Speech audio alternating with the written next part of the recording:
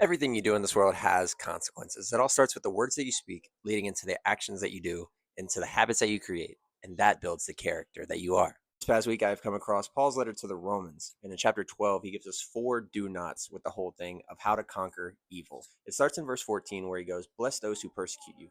Do not curse them." And these aren't those words that we all think about when it comes to curse, but instead to tear down and diminish somebody is to curse them.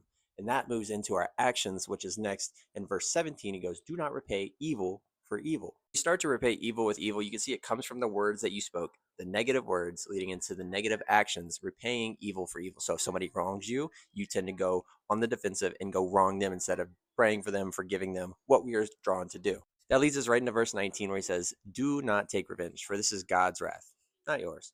Okay, so if you go in down to verse 20, it actually tells us to serve instead of take revenge. Our enemies, we serve them. This brings us to the fourth one in verse 21 where it says, "Do not be overcome by evil, but overcome evil with good." So Paul's letter to the Romans in chapter 12 teaches us how to grow a good character, all from the words that we speak into the actions that we have, into the habits that we create. All of this happens and starts with us, and we must do all of these things in order to overcome evil and conquer it with good, all with God's help, of